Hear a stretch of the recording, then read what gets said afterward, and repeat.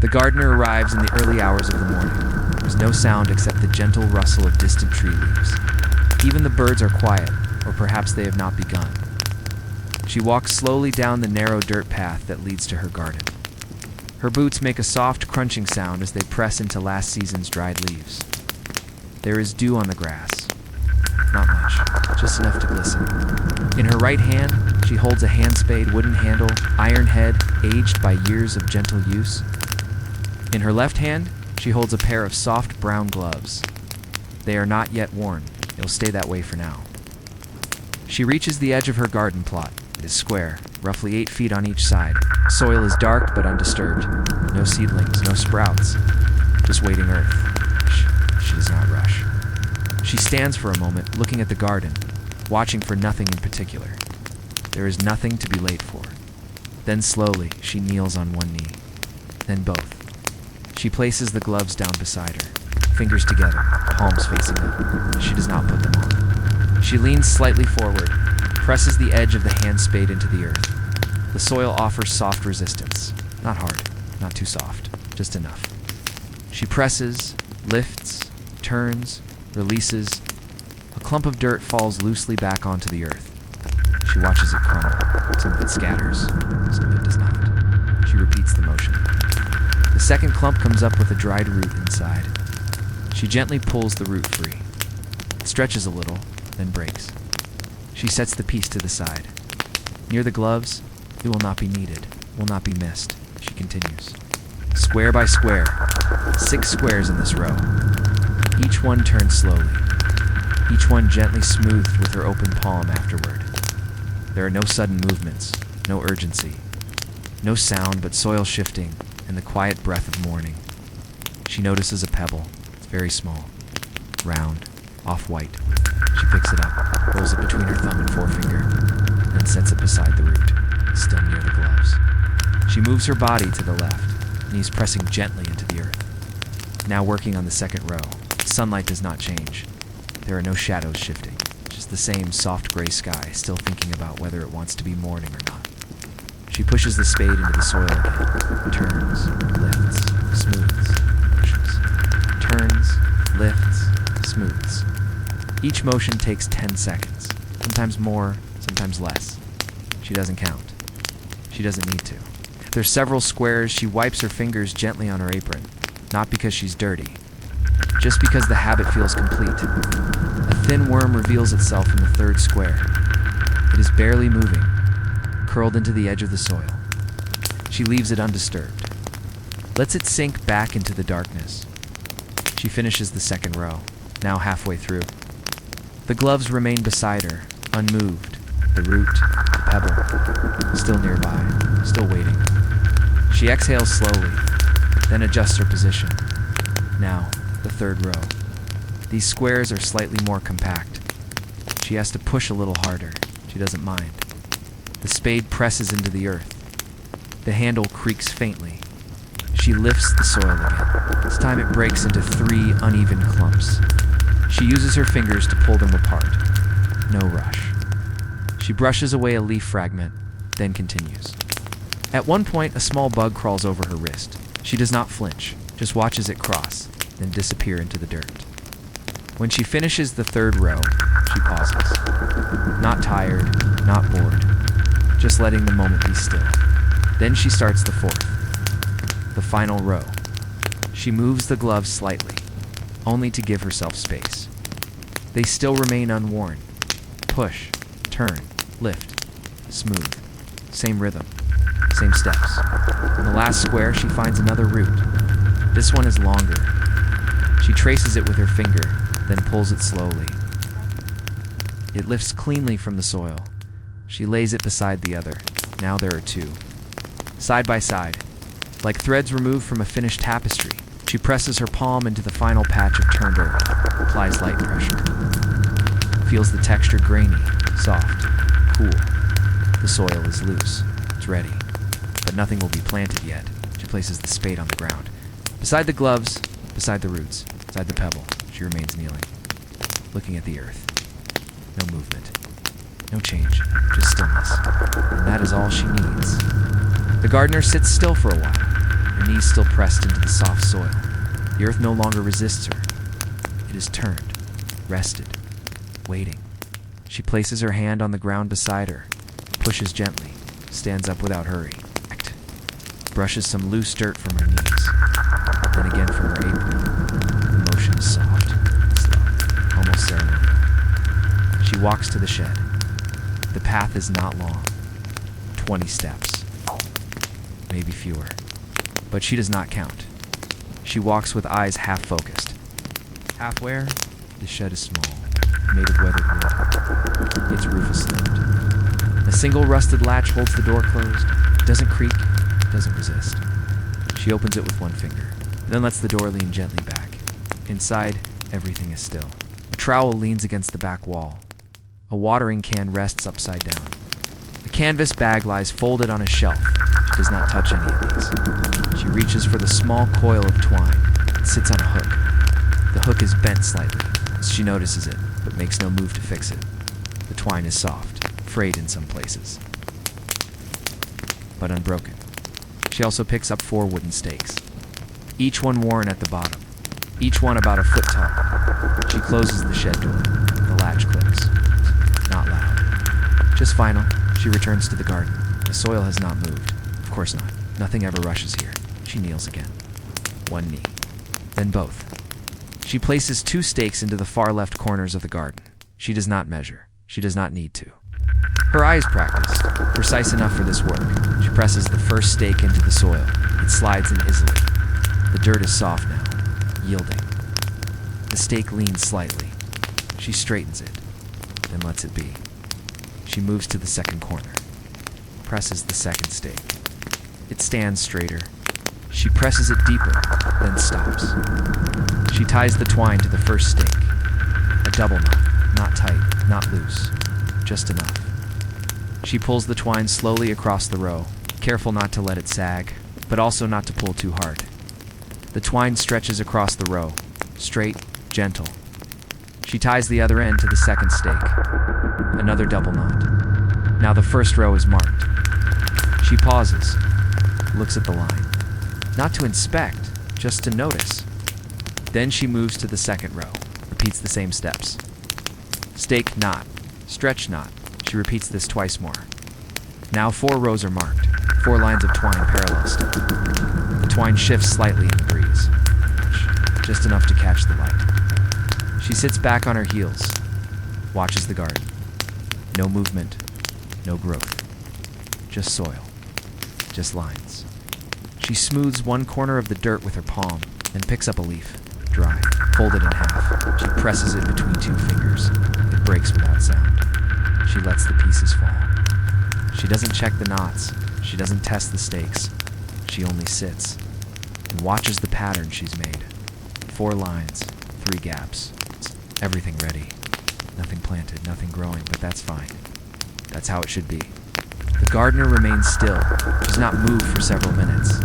She is not waiting for anything. There is nothing expected, nothing overdue, just stillness. Then, without urgency, she stands again. Gently pushes her hands against her knees for balance. Brushes off the dirt that was not bothering her. The apron catches some of it. The rest stays. She walks back toward the shed. Her steps follow the same path. Same number, same rhythm. When she reaches the door, she does not open it right away.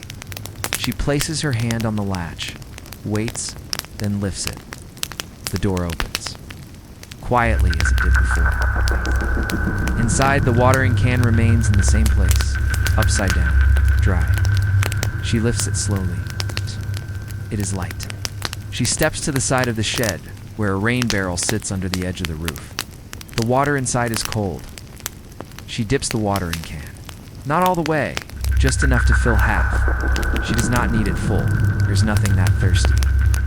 She lifts it carefully. Not a water sloshes gently. Not a drop spills. She walks back to the garden. The twine still stretches across the soil. The lines are unchanged. She steps carefully between 2 rows, mindful not to brush the lines, though brushing them would do no harm. She kneels. Places the watering can beside her. The spout points forward. She tips the can slowly. Water pours out in a thin stream. The sound is soft, like a whisper in dirt. It darkens the soil slightly. That is the only visible change. She waters one square, then stops, places the can upright again, waits, then tips it again. Same stream, same spot, same motion. She does not rush to the next square. There is no rush. There's no next that matters more. She waters each square in the first row the same way. Some get more, some less. She doesn't count. She watches how the soil receives it, that's all. When the first row is done, she lifts the can. It is lighter now, but not empty. She moves to the second row. Again, kneel. Place the can. Tip. Wait. Lift. Repeat. The water never splashes. The soil never complains. Everything stays quiet. A light breeze passes. It moves a leaf near her foot. She glances at it, then back to the square. She tips again. The soil darkens again. Nothing grows. A sprout appears. No seedling lifts its head. No change. Still she waters. The third row. The fourth. Each square takes the same time. Each square receives what it receives. At one point, the can is nearly empty. She tips it slowly. A few drops fall, then stop. She doesn't shake the can. She doesn't refill it yet. She sits. Her hands rest on her knees. Her eyes drift toward the twine, then to the damp soil, then to nothing at all. There is no noise, no insect, no bird, no machine, only her breath, and the smell of wet soil. She stands again, carries the watering can to the rain barrel, dips it, fills it halfway, returns, re-waters some patches she already watered. She knows. That's fine. Water is not wasted when it rests, even if it does nothing. She finishes the final square, sets the can down. It is not empty, but it is not needed now. She does not step back to inspect. She kneels again, gently presses her hand against the moist dirt. It feels cooler, softer. Still nothing grows, but the watering is done, and that is enough. The next day arrives quietly. It has no announcement. No noise, no difference. The air feels the same. The sky looks the same. The wind doesn't move any faster or slower. The gardener walks the path again. Same boots, same steps, same pace. She is carrying nothing this time. Her hands hang by her sides, open, empty. She walks past the shed, does not open it, does not even look at it. Instead, she walks straight to the garden. To the same place she knelt the day before. The soil is still damp in some places, dry in others. The same as always. She stands for a moment, looking at the garden. The twine still stretches in its quiet lines. 4 rows, 3 spaces, no sagging, no snapping, just the same. She notices a small leaf lying on one of the squares. It was not there yesterday. It must have fallen, or drifted, as she leans down, picks it up by its brittle stem, and sets it gently to the side. She kneels again. Her knees land on the same patches of dirt.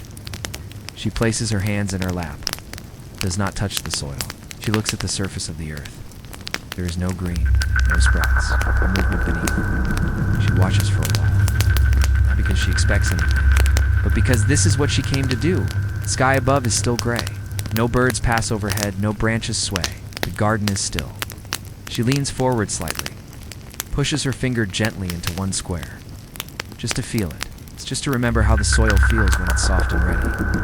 It feels the same. It's as if yesterday never ended, or maybe it never really began. She leans back, wipes her hands on her apron. Though they are not dirty, she notices the 2 roots she left yesterday. They have dried slightly. Their color is fading. They have not moved. The pebble is still there too, untouched, pale as ever. She moves one piece of twine slightly, just lifts it, then lets it fall again. It makes no sound, no change. She remains kneeling, looking, breathing. Then slowly she sits, cross-legged, hands in her lap, eyes on the soil. Time passes. She does not mark it. The garden does not change. The wind does not come. Air remains still. And she does too. She lies back for a moment, eyes on the earth itself. Looking up at the unmoving sky, she blinks. Once, twice, she listens. But there is nothing to hear. After a while, she sits up again, then stands, brushes off her skirt, looks at the garden one more time. No growth, no signs, no disappointment. She turns, walks back to the path, and disappears beyond the shed. The garden remains, still damp, still soft, still not growing, damped, and still perfect for resting. The morning is quiet again. There is no change in temperature, no shift in the sky, no reason to rush. The gardener steps out of her house. Today, she does not go straight to the garden. She walks toward the shed. Slowly, each footstep matches the sound of yesterday's steps, muted, light without intention. She reaches the shed door. The latch is, as it always is, rusting, familiar. She lifts it gently, opens the door just enough to slip inside. The inside is shaded. Dust particles float in the beam of light through a single crack in the wall. They don't move quickly. They drift without purpose. She stands quietly for a moment. The space is familiar, but she's not here to take anything, only to sort, only to arrange. She kneels in front of the lowest shelf, takes out a small wooden box. It slides out with a soft scrape. Inside the box are tools, none of them sharp, none of them new. A pair of pruning shears, slightly rusted, a seed dibber with a smooth handle, soft bristle brush, a folded cloth, some wooden markers with the names of vegetables faded almost entirely away. One places them on the floor, one by one, no specific order. Then starts again, placing them back into the box slowly, but this time grouped together, brush with cloth, shears with the seed dibber, the wooden markers at the bottom, flat even. She lifts a second box from the shelf. This one contains coils of twine, all half used, some loose, some tight. She unrolls one of them slowly, then rolls it again. Tighter this time. She's not trying to fix anything. She's not preparing to use it. Just adjusting. She finds a bent nail in the bottom of the box. She picks it up, looks at it. It has no use now, but she does not throw it away. She sets it on the corner of the shelf. A small silver pearl of time. She checks a hook on the back wall. It holds a wide straw hat. The brim is dusty. She lifts it, brushes it lightly with her fingers, and places it back. She sees a folded bag, canvas. Worn at the corners, she unfolds it, then folds it again. Each fold slow, deliberate, soft. She stacks it flat, places it in the corner of the shelf where it had been before, but neater now. More still. She opens a small drawer near the top of the shed wall. It's inside her 4 garden tags, blank. She turns each one over, then returns them. There is a tin box. It is empty. She opens it anyway. Hears the faint click of the lid, then closes it again. Everything in its place, or close to it. She stands slowly, pushes her palm against her knee to lift herself. The shed is quiet. The air inside is heavier than the outside, but not unpleasant. She turns around, looks once at the tools on the shelf, then steps out into the light. She does not go to the garden today. She walks back toward her house. Her boots stir the same dried leaves on the path, the same ones from yesterday and the day before. She reaches her porch, sits in the old wooden chair. The wood creaks, but softly, like an exhale. She places her hands in her lap, closes her eyes, breathes once. Then again, the garden waits. The tools are in place. Nothing needs doing. Nothing is growing. That is enough. The afternoon light is pale, not bright, not warm, just present. The gardener steps onto her porch. No bag in hand, no tools, no water. Only a small wooden box, balanced carefully in both palms. It is the seed box. The box is old, smoothed by fingers, corners rounded with time. The latch clicks when it opens, but not loudly. She sits down in the same chair. The wood gives under her gently. As if recognizing her weight, she sets the box in her lap. The top opens slowly. Inside, everything is arranged. Not by need, it's not by urgency, just by familiarity. Rows of envelopes, some crisp, some faded, some folded, some curling at the corners. Each envelope holds something very small and very quiet. She picks up the first. It reads, Peas Early Frost. She runs her thumb along the label. The ink is light. Letters beginning to blur. She does not open the envelope. She knows what's inside. Round, pale green seeds. Smoother than they seem. She sets the envelope back. Not rushed. Not careful. Just steady. Next is Carrot's whisper core. She smiles softly, not for the name, just for the memory it holds. She lifts it, feels the weight very low inside. She opens it just enough to look. Tiny brown seeds. Like dust. Like whispers. She closes it again. No sound. Next. Lettuce. Moonleaf. A single tear at the top of the envelope. She runs her thumb along the edge, then sets it down. Next. Tomatoes. Late ember. She remembers that they didn't grow last year. She keeps the packet anyway. She continues. One by one, spinach, cabbage, turnip, all labeled, all intact. She opens only a few, just to see, not to touch. At the bottom of the box, under the envelopes, lies a notebook. Its cover is soft, edges worn. The pages have faint stains from old soil. The spine is held together by patience. She opens to the first page. The writing is her own, neat. Unhurried lines, like whispers, rows of notes. Planted early, nothing came. Soil soft, but no sprouts. Wind too still to blame. She reads each line, not to remember, not to learn, but to sit with the silence inside them. She turns another page. More notes.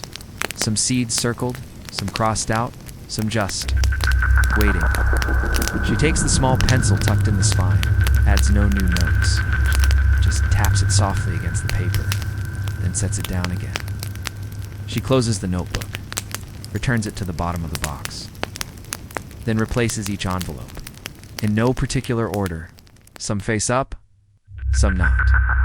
When she closes the lid, the latch clicks again.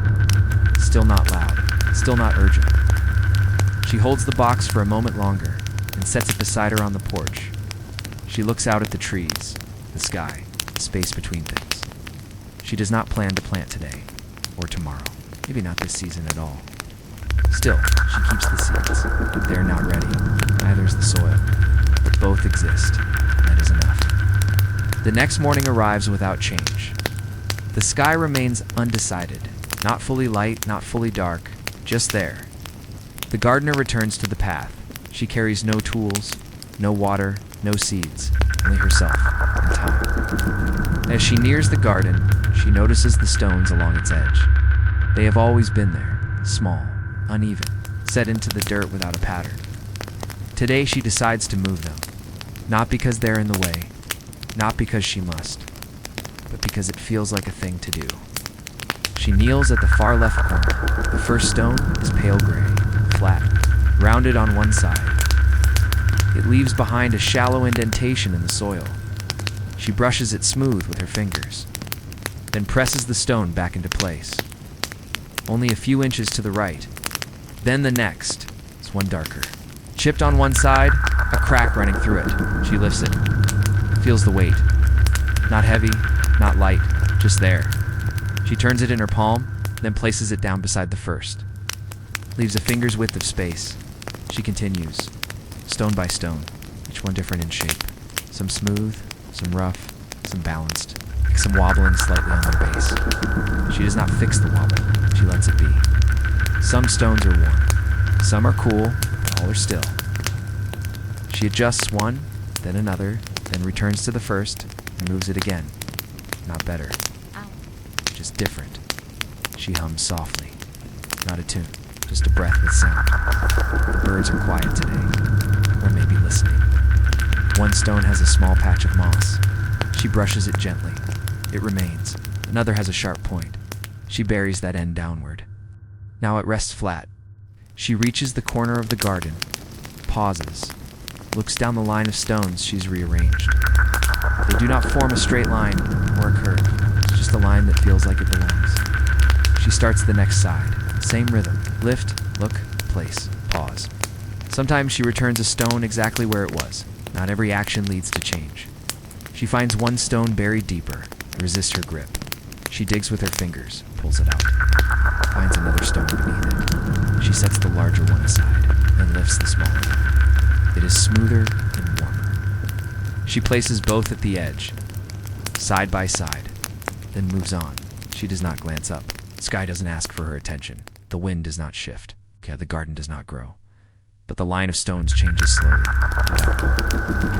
Finish. By the time she reaches the fourth edge, the sun has not moved much. The light remains pale. She places the final stone at the last corner, not perfectly aligned, just there, then sits back, hands on her lap.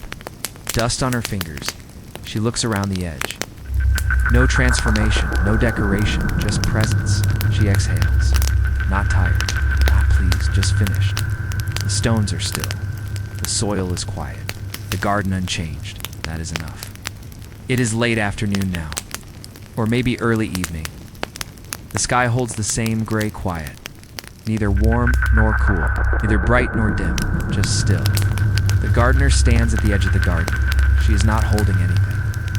Her hands rest loosely at her sides. She tilts her head slightly, as if listening. But there is no sound. She is listening for the wind. It does not come. She walks a few steps away from the garden. The grass beneath her feet is soft, springy. Each blade bends, then rises again. She stops near the trees. They are young, thin trunks, few branches. Their leaves barely move. She closes her eyes, listens again. Still nothing. The air is calm. The silence full. She opens her eyes, looks up at the sky. No clouds drift, no birds cross. She watches a single leaf on a low branch. Does not flutter, does not twist. She sits down in the grass, cross-legged, hands resting on her knees. She leans forward slightly, tilts her head again. Still no wind. She notices a blade of grass beside her knee. It leans to one side, but not because of the breeze, just because it grew that way.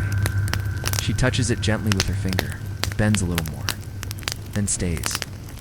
She finds another blade, this one taller. She leans toward it, watches. Nothing moves. She listens again. Still no wind. She breathes in slowly, then out. The breath makes a sound, quiet, like cloth sliding on wood. But it is not wind. She leans back, lies down on the ground. The earth beneath her is cool. It presses against her back, without resistance. Her hair spreads slightly across the grass. A few strands fall across her cheek. She does not brush them away. She looks up again. The leaves above her still do not move. No wind to turn them. No gust to rattle branches. She closes her eyes, listens. To the silence. To the non-sound of no wind. She thinks she hears something, but it is only her own breath. Slow, steady, like the rhythm of nothing happening. She remains that way, breathing, listening, waiting for a wind that never comes. And that is enough. Evening has arrived, but it does not announce itself. No burst of color, no sudden cooling, just a soft fading, dimming of edges. The gardener remains on the ground. They're still lying among the grass, still breathing slowly, still listening. She opens her eyes. They adjust, but there is little to adjust to. The world has not changed. She sits up, brushes nothing from her dress. There is no urgency in her movements. She looks around. There are shadows on the ground, but they are faint, short, undisturbed. She watches one shadow closely. It lies beneath a wooden stake in the garden, stretches just slightly to the left. She blinks, then looks again, has not moved. She shifts her gaze to another shadow, a small rock near the path. Its outline is soft, blurred at the edges, rests where it always does. She studies it for a while. It remains still, exactly the same shape, exactly the same shade of gray. Ow. She finds a third shadow under the lowest branch of a nearby tree. Ow! A small patch of darkness in the grass. No flicker, no dance, no. She does not count how long she watches it. It does not matter. She leans back onto her elbows, then lowers herself until she lies flat again. Hooking up. There are branches above. Their shadows reach downward, but they do not sway. The wind still has not come.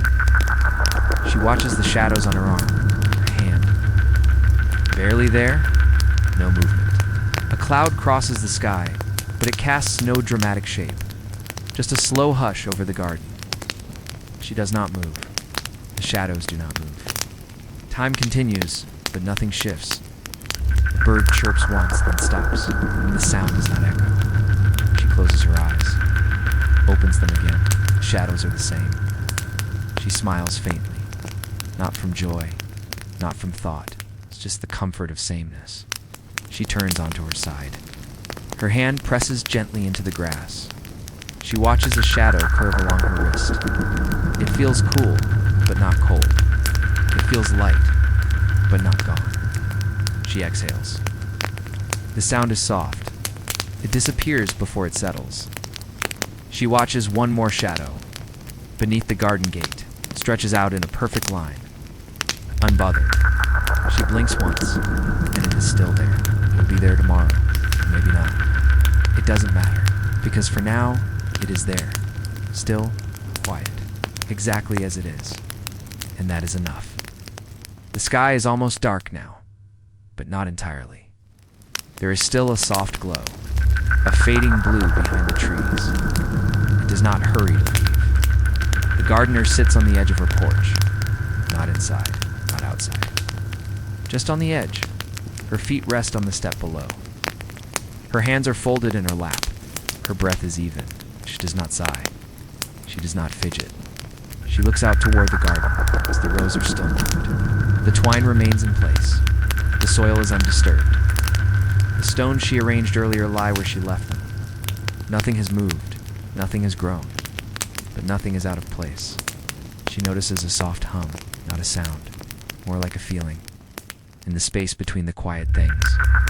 She leans slightly forward, resting her elbows on her knees. Not to inspect, not to reach, just to rest. The seed packets are still inside the shed. The tools still sorted. The watering can still holding a bit of water, unused. She smiles. Not because of progress. There hasn't been any. She smiles because everything is ready, and ready is enough. She watches the last light settle on the garden. It does not reveal anything. It does not hide anything. The soil is still dark from the last watering. The air is still. She does not need to plant tonight. She does not need to plan. The garden knows how to wait. And so does she. She leans back against the wooden beam, closes her eyes, breathes in and out. Slowly, the quiet does not demand anything. No questions, no goals, no answers. Only this moment. Only this rest. The garden will grow. Or it won't. But that is not for now. Now is for stillness. Now is for nothing. Now is for the sleep that follows slowness. So she remains, breathing, listening, becoming part of the garden's pause, and the garden remains unchanged and ready.